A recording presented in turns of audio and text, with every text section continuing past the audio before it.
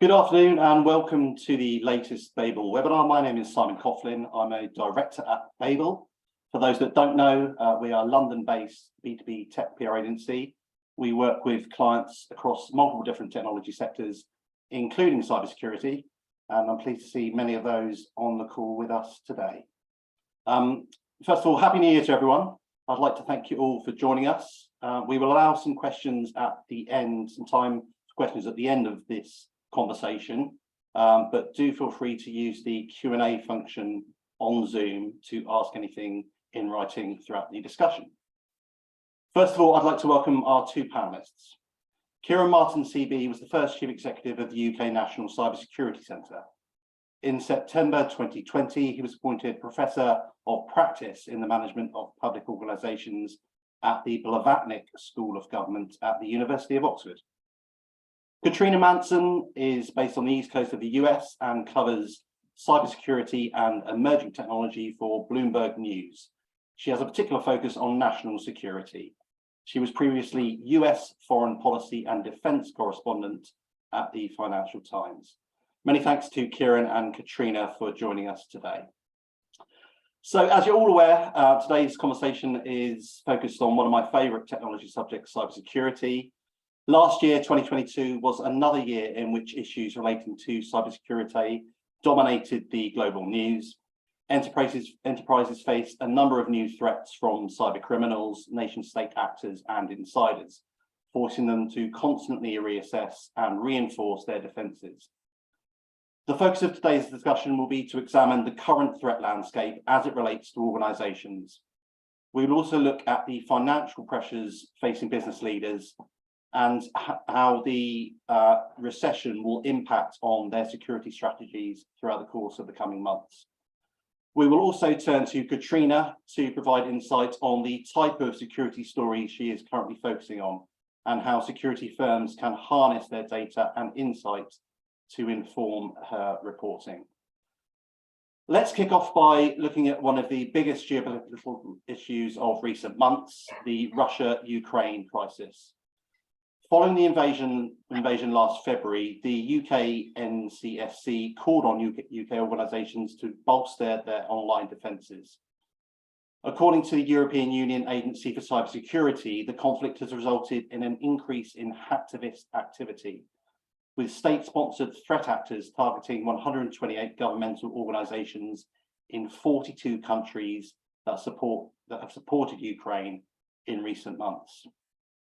So the first question to panelists, in your view, has the conflict involved as much cybersecurity related tactics as had been predicted by many observers? And has the conflict led to increased threats to organisations outside of the region? Perhaps we can turn to Kieran for your view on that. Thanks, Simon. Happy New Year, everybody. Thanks for joining. Thanks to Katrina for joining as well. The broad answer to your second question about heightened risk to companies that might be joining this call, to companies in the UK, in the US, and Western Europe, is I think nearly a year after the invasion, you can call this, is broadly and perhaps surprisingly no. The situation around cyber in the Russia-Ukraine war is very, very complicated. It's clouded by the fog of war inevitably. It's very hard to get ground truth, but bluntly speaking, and I think it's important to make this division, there are two different things happening. There is a very intense, highly contested cyber dimension aspect to the conflict between Russia and Ukraine, between those two states, and between, as you alluded to, some people on both sides who are not under the orders of either state directly, but are chipping in one way or another, mostly ineffectively in my view, but nonetheless part of that cyber conflict, and we can talk about that a little bit later. The thing that really is quite striking is if you look back to mid-February when people started to see an invasion as inevitable, late February when it happened, early March when it was beginning, there was a lot of well-informed speculation. I would say well-informed because I was part of it, and you mentioned governments the agency I used to head, its counterparts in the US and in Europe and so forth, saying that we should be on heightened alert. And that was absolutely right and justified in the circumstances at the time. But 10, 11 months on, what has not happened is a sustained campaign of Russian aggression in cyberspace against the West. Now, we can talk about why that might be. I'm conscious that I don't want to spend, you could spend the whole hour on this, debating whether or not I'm right, and if I am, what the reasons are for.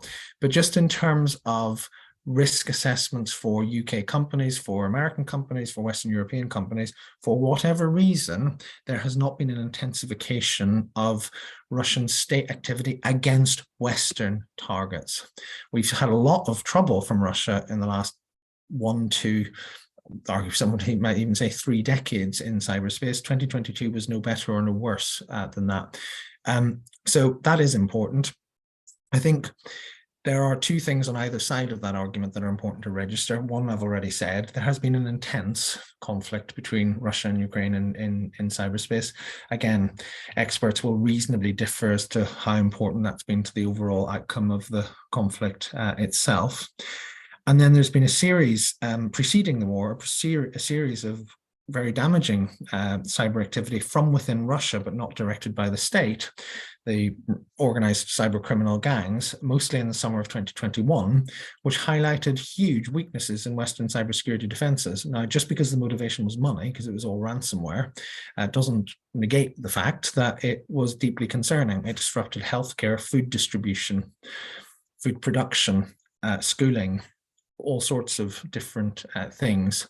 So there are plenty of cyber risks to be worried about out there, even if for companies based in countries that are not directly competent in the conflict, which the UK isn't. It supports Ukraine very strongly, but it is not a competent in this fight directly, nor is any other NATO country.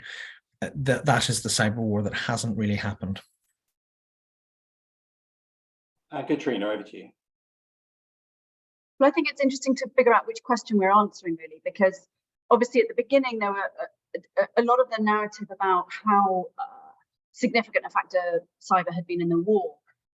The aim was very much saying this claim is overblown. Cyber hasn't played a much a role as some people might have expected. And then I think you saw senior leaders in the US, including Cyber Command and UK, saying, well, hold on, we've gone too far in this narrative. Cyber is playing a very significant role. And to some extent, I think Kieran's absolutely right that it's very hard to know everything that is happening in Ukraine. It's filtered through so many different viewpoints and activities. And one thing we've got is the Microsoft report that said that at least 50 Ukrainian agencies, government agencies, enterprises were attacked in the first 4 months.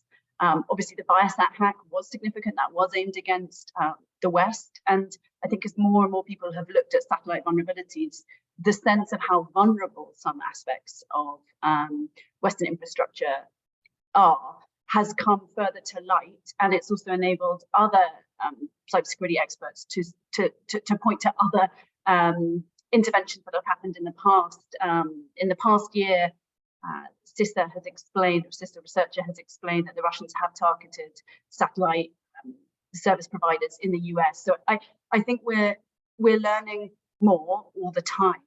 Those big briefings, those hurried US briefings that happened, classified briefings to energy providers right at the start of the war, raising those risks that Kieran was talking about, that pace has absolutely, I think, slowed down, but the vulnerabilities everyone is very aware about. And of course, as Kieran says, you can debate why Russia hasn't done it, but when I speak to people this side of the pond, as it were, a lot of them point to Russia has decided not to target the West for quote unquote whatever reason. Now, some people claim that's a success for deterrence, some people claim more for diplomacy. Obviously, NATO started leaning into the idea that Article 5 could be triggered in the event of a cyber attack. You had Biden meeting Putin the year before the war, saying that he was setting a cyber red line, leave off our critical infrastructure sectors. That was after ransomware attacks on critical infrastructure that I think the US clearly thought the Russian state was, if not directly involved, then was creating a very supportive environment for those ransomware groups. So the vulnerabilities have been exposed, I think, by the war, and Western governments have been acting on it. In Ukraine itself, I mean, it's constant. You're seeing missile strikes that the Russians are attributing to geolocation on cell phones. This is a cyber-enabled war. I think for people who study military strategy and tactics, war has changed. You have Microsoft saying, what do they call it, dawn of a new age of conflict. There's a lot of grand language about exactly the way the cloud is playing a role in war, and I think the US certainly is taking a lot of notes from that and its role currently. Thanks, Katrina. Just to move slightly away from the Ukraine-Russia situation, attacks elsewhere. We've seen continued attacks globally on critical national infrastructure. A recent report from Microsoft suggests that attacks targeting CNI institutions have leapt from comprising 20% of all nation-state attacks to 40%. So it's clearly an ongoing concern for energy companies and the like. Katrina, what's been your experience of how CNI attacks have evolved in recent months? Well, I spent a fair bit of time looking at that graph to try and really unpack it. And I think what Microsoft is saying is that these are their nation-state notifications. So that's when they tell a customer of theirs that a nation-state is behind targeting them or compromising them. So when you come to destructive attacks, I think the picture is much less clear. And the things that actually is we saw civilians queuing for gas in the US because of Colonial Pipeline, because meat processing got disrupted. That simply hasn't happened in the past year. So a lot of this is probing, scanning, targeting, a little bit of diplomacy, a little bit of tit for tat diplomacy. One of the things that Microsoft really brings out in their nation state threat report is Iran becoming a bigger player in the ransomware sector, using tactics similar to Russia. And of course, the role of the state is sometimes nebulous, but they are certainly making the claim that Iran as a state is involved in this, and they say that Iran have been targeting US seaports, airports, oil and gas, utility companies, and that's in terms of probes. It came after Iran had assessed that it had been subject to similar probes targeting from Israel and the US, or Israel, and certainly as you watch the collapse of any hope to get the JCPOA, the nuclear agreement, back on track. I think what's interesting is you're seeing diplomacy play out in some cyber tactics. Whether Iran goes on to actually operationalize the targeting that it's doing and do anything to a US oil and gas company would be a huge, huge step. And it's already been noticed. So I think some of this is essentially a new form of diplomatic messaging. Kieran, anything to add on that? Not a great deal. I mean, a bit of color I think Katrina's right to identify Iran. I think also in the historical context, to go back slightly to the first question, nation state targeting of critical infrastructure. It's a story that you can't tell without mentioning Russia, and it long predates designs on the sovereignty of Ukraine. And by that, I mean Crimea, as well as the 2022 invasion. I think she's right to bring out the ambiguity in all of this. I mean, when you discover an intrusion on a nation state intrusion on a critical national infrastructure facility, you can't ask it why it's there because it's a piece of code, and you can't ask the people who put it there because they're nation state actors from a hostile nation. So you don't know unless it's actually actively disrupting the functioning of the network, which by definition in some of these cases it's not. You don't know whether it's there as a precursor to or as a precursor to an attack. You don't know if it's there, as Katrina's saying, is effectively a diplomatic bit of aggression and warning. You don't know if it's there for espionage purposes and so on. So there's an awful lot that you don't know. I think that when we look at the evolution of cyber conflict and contestation in this period, I mean, rightly, understandably, we're focused on Russia and Ukraine in 2022, but the fact that two sovereign states ceased diplomatic relations over a series of cyber incidents. I'm talking about Iran and Albania. Albania severing diplomatic relations with Iran over a series of what appeared to be retaliatory cyber attacks that seemed to cause the Albanian government great difficulty because of and the cause of it appears to have been Iran's unhappiness at some of Albania's support for Israel. I think you are looking at something that's really quite interesting and quite significant. A set of cyber operations that were designed from one hostile state deliberately to cripple the functioning of government of a NATO member. And the severing of diplomatic relations, and also I think not least because there were different Russia-related problems in Montenegro, in government, cyber coming to a region of the world that sadly in the past has been very volatile, but has hitherto not really featured in our calculations about cyber conflict. So, if you're talking about the Western Balkans and Southeast Europe in general, I think again, and you see this when you talk to the governments there, 2 years ago, and I mean 2 years ago, governments in the Western Balkans who have plenty to worry about, let's face it, they've had plenty to worry about for decades, have not been talking about cyber as a strategic risk to manage. They absolutely are now. And another topic that continues to make headlines globally is the issue of ransomware. Recent figures from the US Treasury suggest that financial institutions observed nearly $1.2 billion in costs associated with ransomware attacks in 2021, and it's become such an issue that governments globally are taking steps to crack down on these gangs. Kieran, is there anything more that governments should be doing, in your view, to crack down on this type of extortion, and how should organisations respond when faced with these types of threats? Well, I'm guided by Katrina's response to the first question. Is it's important to figure out what question we're answering, because what governments and companies are doing about it are two completely different things. I think there's a lot of public policy that could be examined here that isn't being. I think a lot of the discussions that have been had on ransomware to date in governmental circles have been operational. And that's necessary. I mean, you can send cyber command after some of these gangs, and actually I'm quite pleased that offensive cyber forces have been set after these people as they have in the US and Australia and so forth. You can try to do your bit to curtail the transfer of cryptocurrency, which fuels so much of it, although crypto seems to be doing a good enough job of destroying itself in 2022, an area slightly beyond my area of expertise, but still. But when you look at what's happening, you have the large-scale transfer of money from Western companies to criminals, mostly based out of Russia. 3/4 of the last reliable estimate I saw, 3/4 of the money goes to Russia.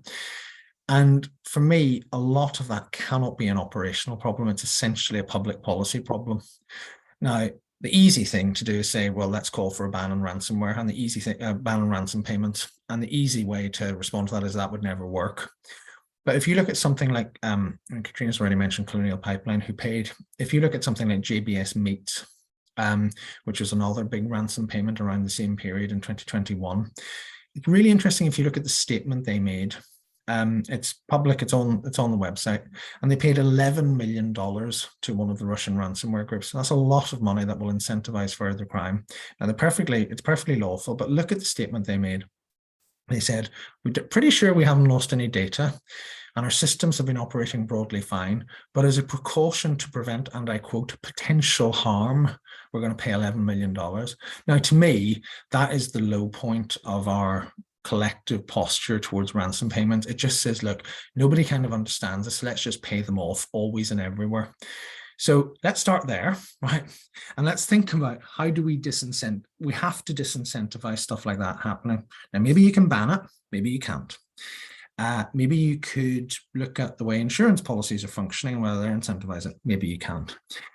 Maybe you could publish more data about the reliability of the recovery. In other words, the effectiveness of ransom payment, because there's this narrative going around that, it's kind of a magic solution and you get your stuff back. Well, maybe it's not actually true in a lot of cases.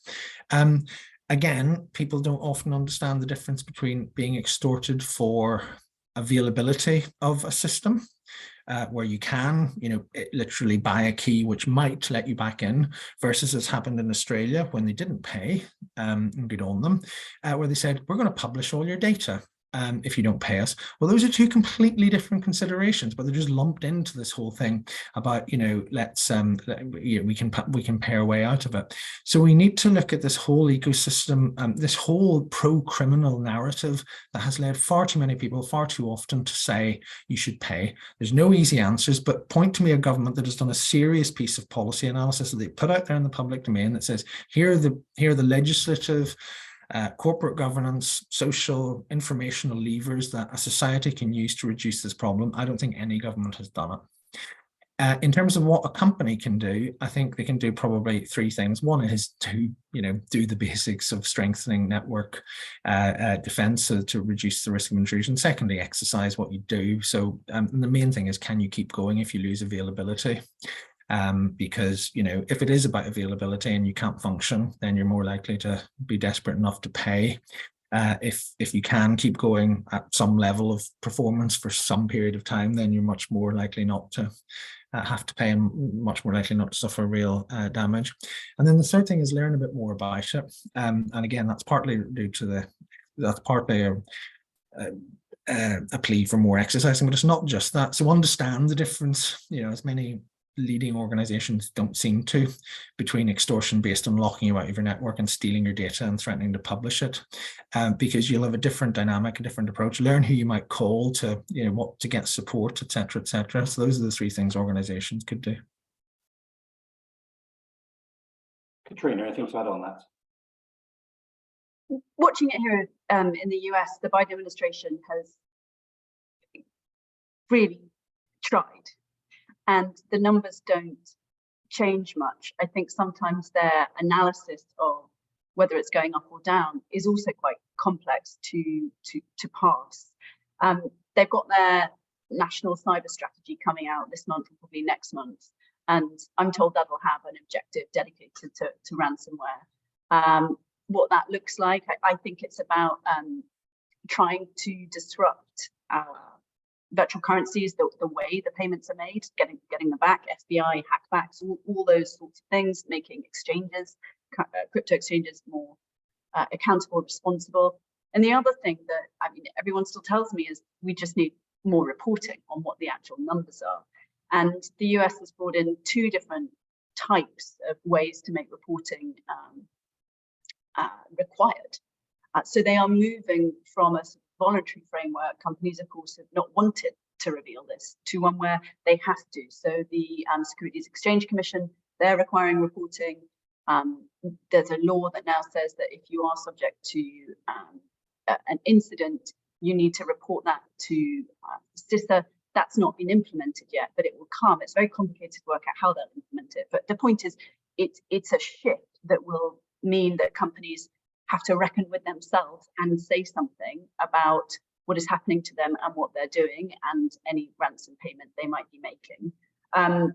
There's a really long conversation about do you shame the companies that are paying, or what do you actually do to reduce ransom payments, even if at an ecosystem-wide level it works? And certainly, I think we're seeing schools and hospitals in the US really get hit. There's a report out, I think, that 45 school districts were hit last year. There was sick kids just got hit, and that ransomware group said, we're sorry, our partner did it, and they actually gave back the decryption key. But that's really, really rare. And even then, sick kids doesn't quite know what to do with the key, whether that will decrypt anything, whether to trust it, whether they'll get where they need to get. And the other one is universities. 44 universities, I think, got hit. I went to a counterintelligence briefing the other day saying all universities should please establish their own insider threat programs. It's really complicated territory, and that relationship between the private sector and the government is evolving and by no means settled, and it's also very contested from each part. I think the best insight I ever got was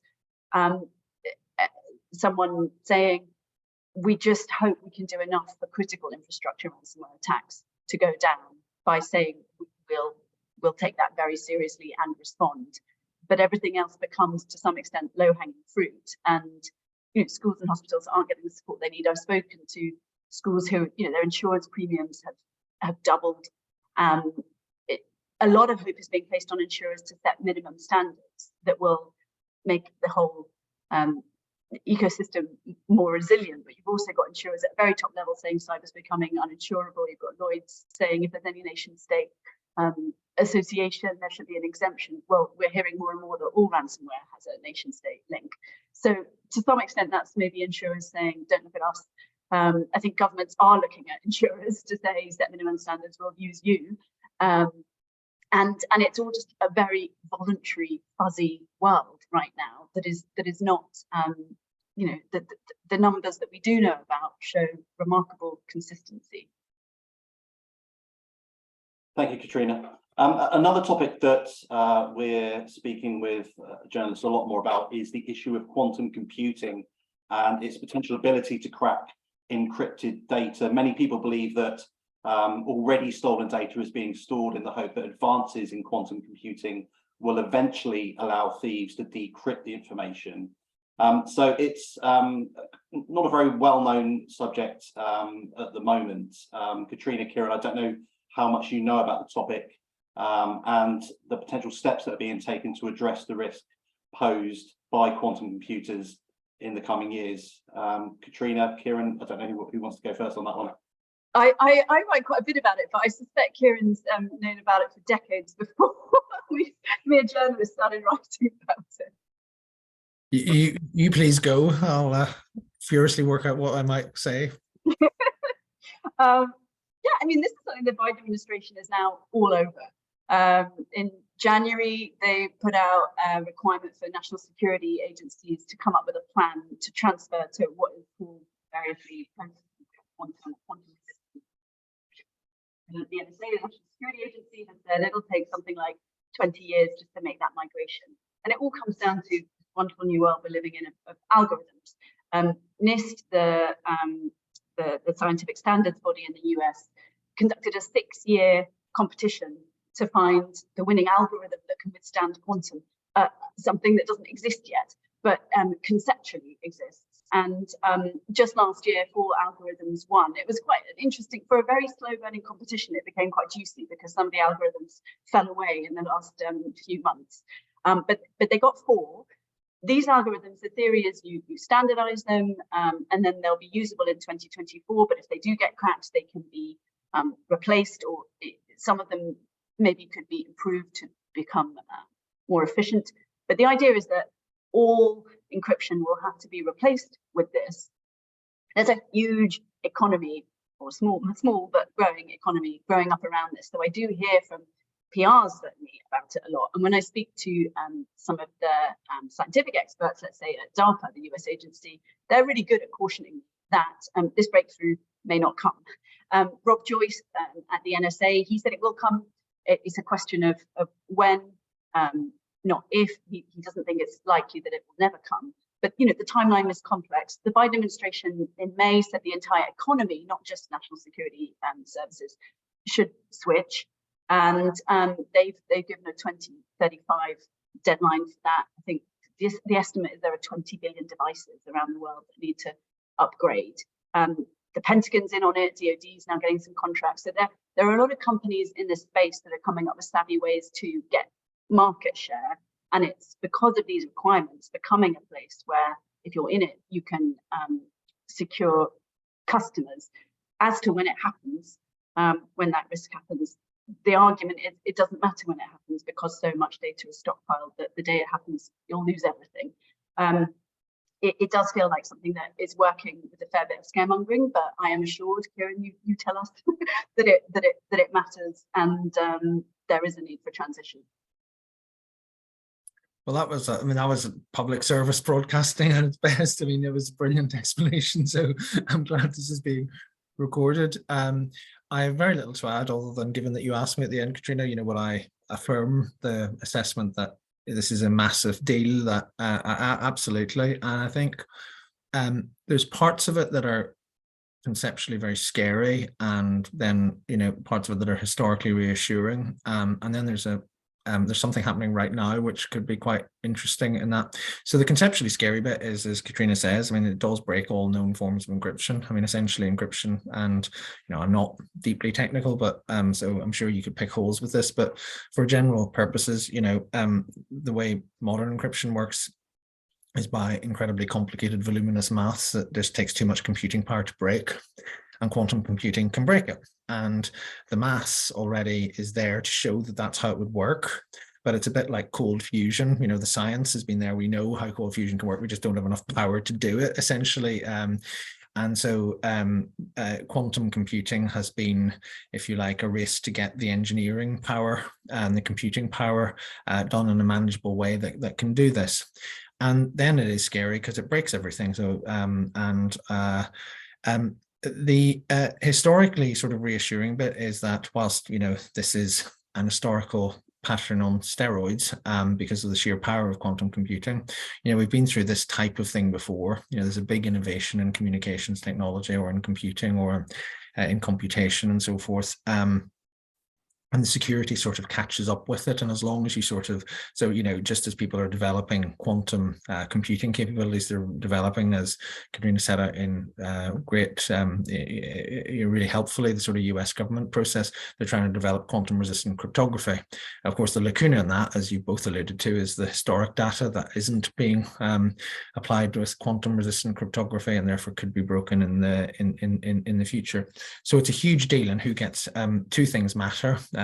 One is, you know, who gets there first in terms of usable quantum computing, and secondly, what is the gap, if any, between the development of, you know, serious quantum computing capabilities and quantum resistant cryptography.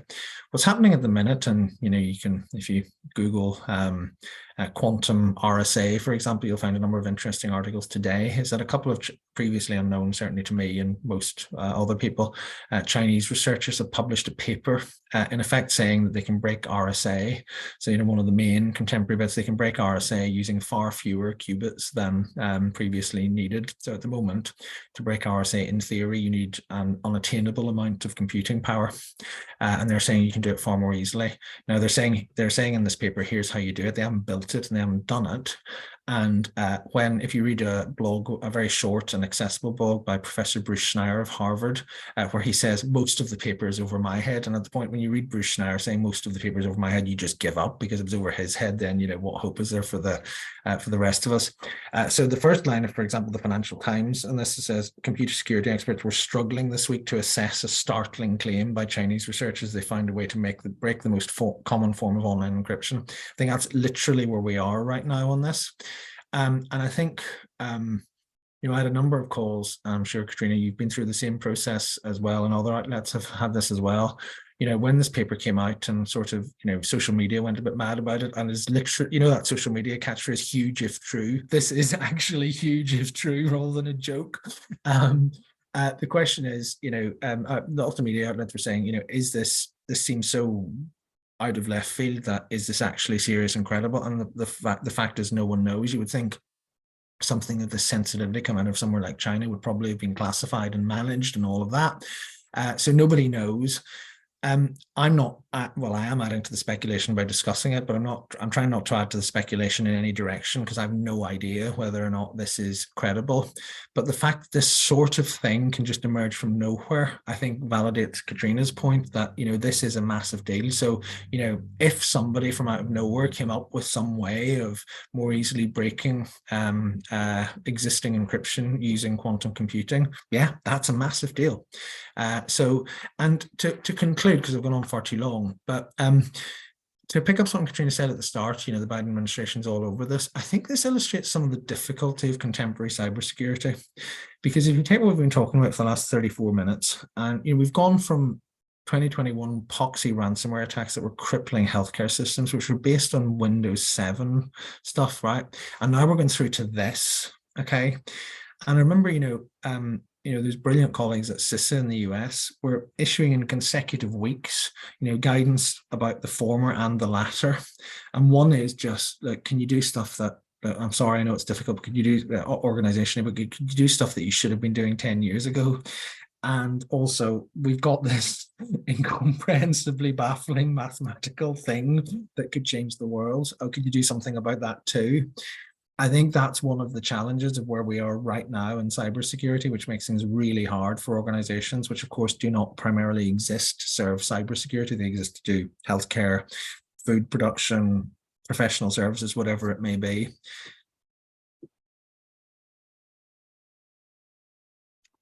Thank you very much. A quick reminder to viewers that you can use the Q&A function at any time to ask questions of Katrina and Kieran. So the next topic, something that has also built up a lot of column inches over the past few years, is the issue of supply chain security. The UK NCSC recently issued fresh guidance following a rise in these types of attacks. This follows significant increase in cyber attacks resulting from vulnerabilities within supply chains. Back in 2020, we saw the SolarWinds attack, which was one of the biggest breaches of the century. It triggered a much larger supply chain incident that affected thousands of organizations, including the US government. So the question for Katrina and Kieran, are organizations starting to prioritize supply chain security, or given the NCSC's recent guidance, perhaps the issue is not being given the prioritization or budgets that are needed? Kieran, do you want to kick off on that one? Well, again, let's have some sympathy with the organizations. You know, you tell them lots of things about how they can secure themselves and what they need to do. And then, of course, no organization exists in an island. And, you know, one of a really interesting example for me, even if quite a mundane one, was at the end of 2021.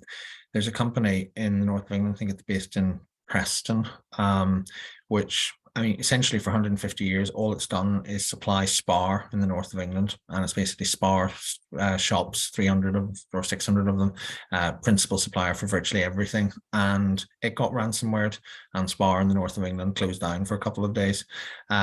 So, you know, you can see that sort of dependency. The second thing is then, if you move to more complicated organizations, you know, and I, you know, used to, even in government, I was on the board of several complicated government organizations. Ask an organization of the size of GCHQ or the Cabinet Office, you know, map your supply chain. It's almost impossible in a complicated modern economy. So, you know, let's again have some sympathy with, rather than just lecture people, have some sympathy with the people who have to operate this stuff on limited budgets whilst doing something else. So what do you do? I think, you know, I think SolarWinds, albeit, you know, as an espionage operation, I think showed to the world some of the key vulnerabilities, but we'd had this in defense contracts and so on. I think there are broadly two imperfect things you can do. One is try to, again, as always, sort of regulate for outcomes. What I mean by that is, look, if you can't understand everything about your supply chain, because you probably can't, at least understand how your critical functions work, because then that directs you to bits of your supply chain that you can't afford to that you can't afford to lose. So, and then go to those bits and figure out whether you need to tighten controls or build resilience or have alternatives. So, for example, if you take and it's now public, if you take what happened in 2019 in there was a ransomware attack on a Brussels-based criminal forensics firm called Eurofins. And it turned out that Eurofins supplied criminal forensics to over 60% of the police forces in England and Wales, 60% of English and Welsh criminal forensics capability. The obvious lesson from the Home Office there, which they instantly took, was we shouldn't have anybody doing more than half of criminal forensics capability, because what if something happens to them? So it's just having an exercise that, you know, figures out things like that. And then the second part is, yeah, you can't map out your entire supply chain, but you can map out some of it. And some of it is obviously just strikingly important because you've got a deep commercial partnership that goes back years with company X and so forth. Well, actually have a look at the contracts, have a look at the way in which it works, and try and incentivize better cybersecurity through it, but don't ignore it. Katrina, anything to add on that? I think in terms of the sort of cybersecurity supply chain, there's more focus on it, but clearly more coming. The US is very keen on the software bill of materials. That's breaking down what actually the ingredients are in your products and working out where they've come from, what might be beaconing back to where. And I think with the there's a new China Select Committee in the House, and despite sorts of political discourse going on in the US, that's likely to focus more on supply chain issues for cybersecurity this year. The other thing that's been pointed out to me is that a lot of this comes down to really encouraging designers of new code to make sure they're doing that as well as possible with cybersecurity in mind. But the old things people trip up on are old legacy code, and that's much harder to deal with. So that supply chain cybersecurity vulnerability is gaining more attention, but I don't think being resolved yet. We've got a question in from a viewer about the topic of artificial intelligence. So we've seen a huge amount of media coverage on generative AI, things like ChatGPT. Clearly very early days for things like ChatGPT. But I don't know if either of you have heard anything about the potential security implications for these types of developments. Could criminals perhaps use things like ChatGPT to create phishing emails, generate code? Any views on the impact generally of artificial intelligence on the threat landscape? Either of you. Take your mute button off, Kieran. All right, you went first last time. So again, there's sort of two questions there. There's a sort of ChatGPT, informational AI versus other things, and I think that distinction again is important. These details matter. There's a bit of me that slightly wants to go off on a rant about the way we talk about AI. My favorite quotation on this is by a man called Professor Michael Sulemeyer, who was he ran the Belfer Center at Harvard and has since become an advisor to various parts of the US national security community. And when he says we're talking about AI and cybersecurity, he said, yes, when someone says to me AI, I say, oh, you mean hard sums? And what we mean by that is in cybersecurity, I actually don't think it's helpful to talk about AI. I think you talk about what the applied use is, because, if you're talking about AI in robotics, if you're talking about AI in telemedicine, if you're talking about AI in transport with autonomous vehicles, that's completely different from ChatGPT. And I think that why do we not have if I look out the window here at a road nearby, why do we not have driverless cars on it? Is it because the technology is not yet there? No, we know it. We've all seen the videos. Some of us may have seen it in person. It's because we haven't found a security and safety model that means that there's any point in having a driverless car, because at the minute, so much could go wrong, not least with effectively a phone connection. You're asking people to get in a car run by a phone connection. We all lose connectivity all the time. So basically, the solution to that is have the driver sober and on alert and in the driver's seat ready to take over, which kind of means what's the point, and not reading anything, which kind of makes what's the point in having a driverless car. But the reason I use that example is that it shows you that you don't talk about cyber in isolation here. You talk about what you're using this stuff for, and you have a series of security and safety regulations and practices around it to make it safe. And I think that that will be as different in each case. There will be no common cyber problem with AI. It'll depend on what you're using it for. So that's what you need to figure out for transport. You need to figure out something else for telemedicine. You need to figure out something else for robotics and all the rest of it. In terms of ChatGPT, I mean, I'm sure there are ways in which, but again, I don't think I haven't asked ChatGPT to write me a Trojan or write me some malicious software, and I have no intention of doing so, not least because I'm not a lawyer and I suspect it's illegal. Or at least using it would be illegal. But I think, again, there is already, the use of machine learning in both sides of the cyber attack battle. There is extensive use of machine learning in cyber defense, and one can assume that there's extensive use of machine learning in offense, whether it's nation state or nefarious. So I don't think we're talking about anything new here. So I think we need to be really, really specific when we're talking about AI and cybersecurity. Great. Katrina, anything to add on the subject of AI? Most of the AI stuff I look at is on the development of algorithmic warfare, and to what extent any kind of commander wants to trust targeting decisions made automatically over the decision of an individual, and to what extent the system will ever accept that. So I think that's at the very beginning stages, and there's already been a huge amount of friction about who's prepared to work on that and who isn't, and what kind of accuracy you can get. So I think there's now a push for that, but it's that doesn't answer the question at all. The other thing is that there are AI cybersecurity companies.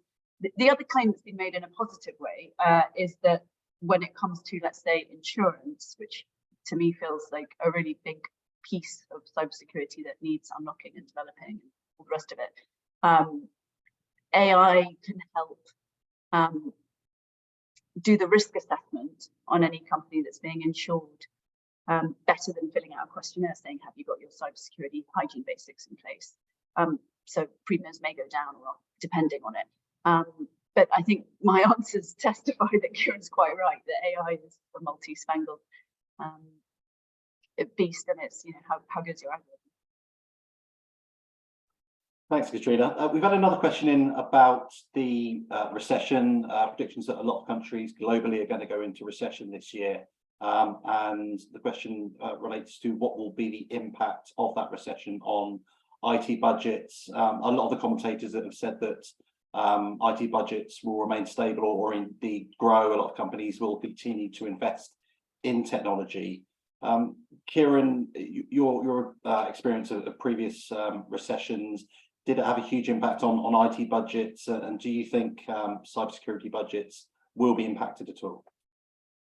I think it'll be mixed. I don't have any quantitative evidence to draw on. Wish I did. Others may do. Would like to see it. So I'm afraid I will caveat everything by saying this is relying on anecdote, and I hear both sides in equal measure.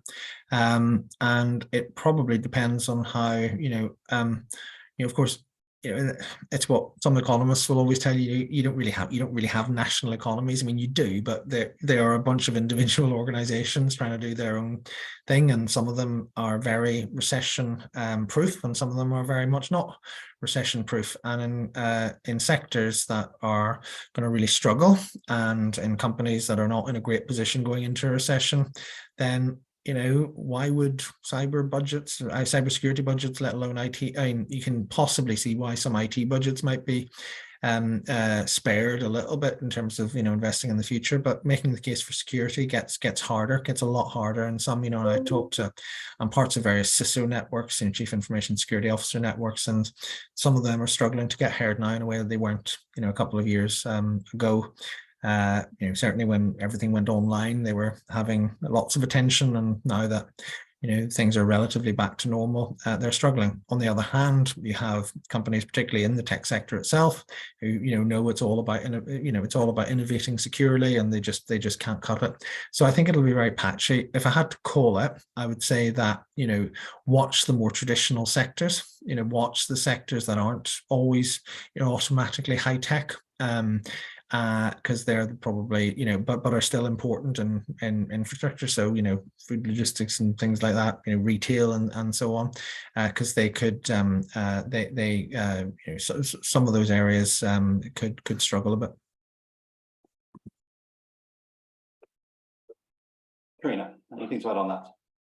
Yeah, I mean, I've been speaking to investors who insist, of course, that cybersecurity budgets are going to go up. I mean, that's where they're putting their money. That's what they want to see succeed. There's a McKinsey report that folks are talking about that puts the market at something like $150 billion, and says the market will go up to $200 billion by 2024. That's in cybersecurity. So the sense that companies are going to have to keep spending.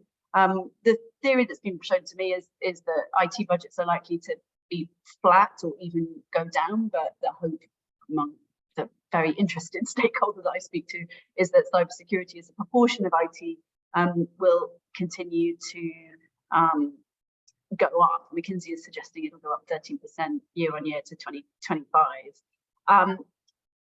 There are certain areas that are obviously developing. The main ones folks talk to me about are cloud, data, AI analytics, and zero trust. That's where you might see some growth. But new companies, when you look at the number of startups, that number is tailing off. You're seeing more M&As. I think that trend might be likely to continue. And when you speak to people in a bit more of a relaxed setting, I think they expect a lot more competition between vendors, a lot more free pilots, a lot more bang for your buck type things, and maybe CISOs, as Kieran saying, they might have got their budgets locked in earlier on last year, but they'll have to compete a lot more for money and not be as scattergun about who they're asking to work for them. I think it's been quite overwhelming, you know, the number of companies in the market. So I've certainly heard it both ways, and it's very hard for me to judge. I do not have my money in the market, but it sounds to me like it's certainly going to get rougher. Thanks, Katrina. On the subject of budgets, a lot of people got on the call today work in marketing and PR roles within security companies. So we've got a couple of polls for you to answer. Hopefully on the screen now, you should be able to see two questions. So if you work for a security vendor, what changes do you expect in your 2023 marketing and PR budget? Significantly higher, slightly higher, same as last year, slightly lower, or significantly lower? And the second question, again, if you work for a security vendor, how important do you believe brand awareness is for your firm during periods of recession? I'll give you a few seconds to answer those questions. Completely anonymous, I should add. And we can't vote. You can't vote, I'm afraid, Karen. I do agree with Katrina, sorry. You know, there's an element of how can this not impact somebody? You know. Okay, so I'm going to end the poll now. So the first question, impact on this year's budgets. Most responses the same as last year, which is, I guess, fairly good news. Stagnant budget. Only 25% of people have said it'd be slightly lower, and encouragingly, a total of 26% said slightly higher or significantly higher, which is great news. On the topic of brand awareness, another great result. 75% said, with regards to the importance of brand awareness for your firm during periods of recession, great to see that you want to continue to raise brand awareness. So that's really good to hear. Moving on to our last question, we've got 8 minutes left. Continue to get your questions in if you have anything for Katrina and Kieran. But the last question we got for today, I will turn to Katrina. As I said, a lot of people on the call today are working PR and marketing roles within security firms. So it'd be great to get your view, Katrina, on the type of security-related insight that helps to inform your articles. How best should we be pitching to you? And what type of spokespeople are you looking to speak with?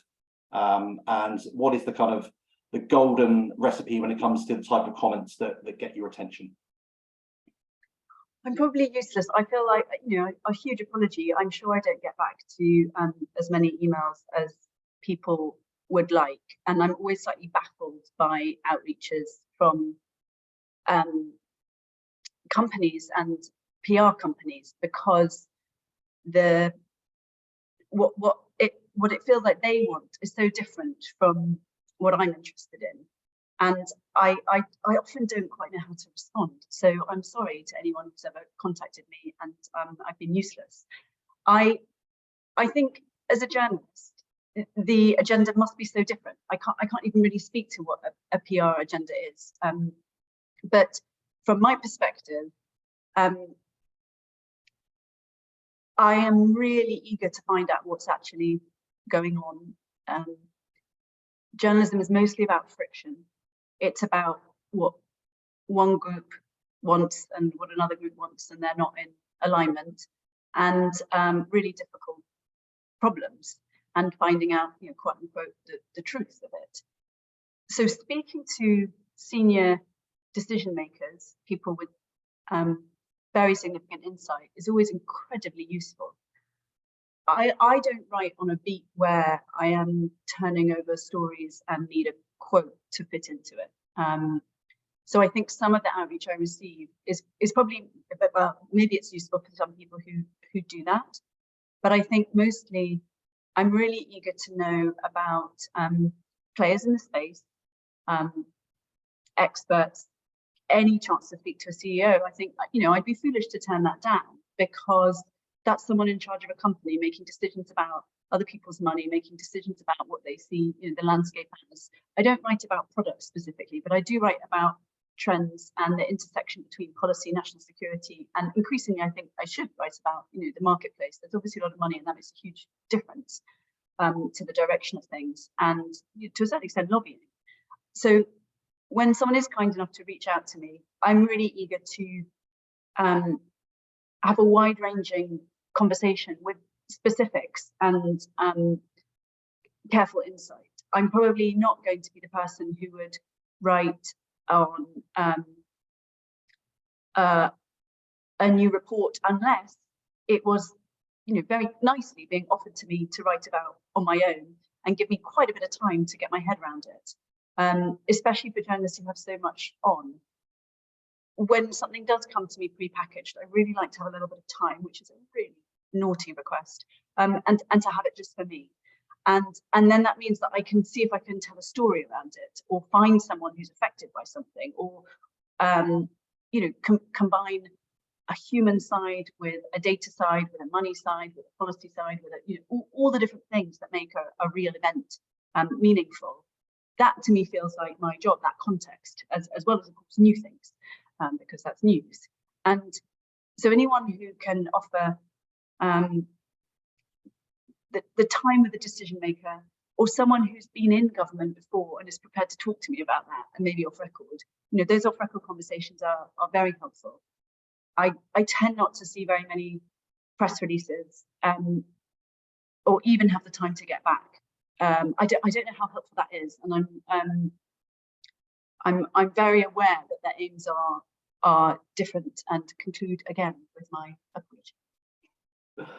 Thank you, Julia. That's really useful. Kira, perhaps a final thought. If anyone has a specific follow-up on that, I'm really open to it. And if anyone needs my attention on something ever, the best thing is to put my name in the subject line, because then I know it's not it's not a blank. It's not a formatted, templated press release, which honestly I often don't open. That's great advice.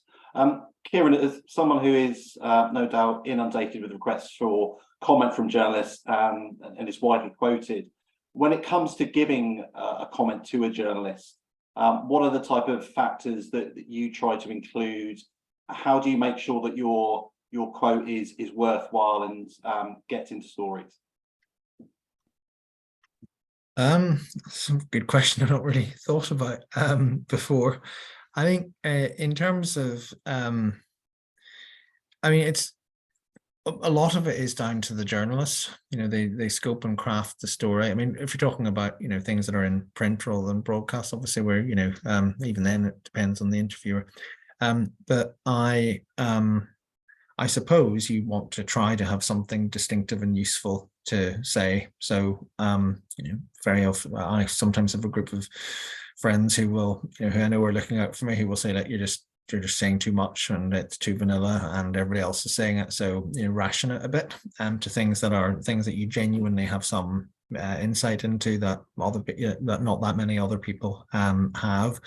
And I suppose over time, the journalists that I would respect the most and rate the most sort of find that, and they say, well, and so they won't just ask me to come up with something that they could get 100 different people to confirm and fill out some space, but they actually think, well, actually this is something you might know something about. So I suppose my criteria is there something useful. As a former government official, I have all sorts of obligations which I take really seriously about not revisiting not just things that are covered by the Official Secrets Act, which is a matter of criminal law, but private discussions with politicians, I think in the past need to remain private and so on.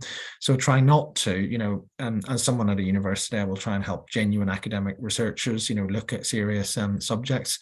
But in terms of current sort of issues, it's essentially, is there something here? Is there some insight or piece of knowledge that I have that is not generally available, but it's in the public interest to disclose or to make known, I think is what I try to do. Thanks, Kieran. Unfortunately, we've reached the top of the hour. It's gone really quick. Some great insight and advice from Katrina and Kieran. Thank you very much to both of you for joining us today. And thanks very much for everyone who's dialed in. And I will just conclude it by saying I wish you all a very happy and healthy 2023. Thank you. Bye-bye. Thanks, everybody. Bye. Thanks.